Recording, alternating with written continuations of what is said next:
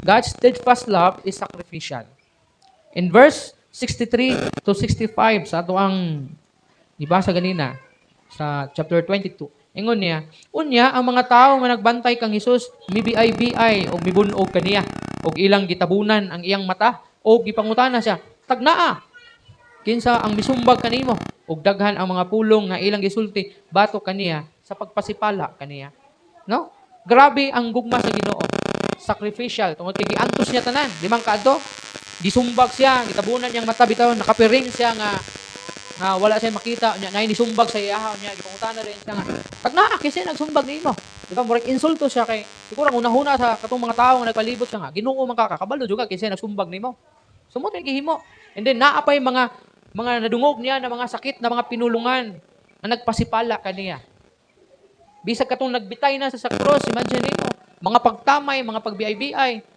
Ha? Giduslak pa to yang kilid, gibutangan pag yun og kining tunok ang iyang ulo. Katong time nga giuhaw siya, nangayo sa tubig, ipainom sa suka. Oh. Kung kita to, kung ikaw to, adi gid siguro nimo makaya makabutang gid siguro ka. Kung naa gani mo tamay sa imo, makatubag mo gani ka. Kung naa gani mo biay-biay nimo, mubalos ka. Kung naa gani mo manumbag sa imo, sukol jud ka siguro. Di nimo kaya mo sakripisyo. Pero si Jesus Christ, tungod sa iyahang kalig-on sa iyang gugma, kaya niyang musakripisyo. Imagine nimo the guards mock Jesus. Gitamay nila si Jesus Christ, but Jesus endures all the physical and emotional pain. No? Di lang physical nga sakit tong nagian ni Jesus Christ, pero apil lang emotion at nga bahin niya kay mga pagtamay, mga pagbiay-biay, mga pagyaga-yaga kaniya, iyaha gayud nga naangkon ni atong panahon na. Pero iyahang giantos ang tanan tungod sa iyang grabe nga gugma kanimo ug kanako. Kay kung dili tayo inana ka love sa Ginoo, dito siya mo antos Kung di lang gid ta love sa Ginoo, mo na atong hinumduman nga love gyud ta sa Ginoo. Kay gi-endure niya to tanan, gidaog niya tanan tungod sa iyang grabe gugma nga ni kanato. Kay kun wa ta niya gihigugma, taphaw ra iyang gugma sa tuwa, wala na doy, ni sibat na. Because of His great love for us, we experience His grace and mercy. Grabe no?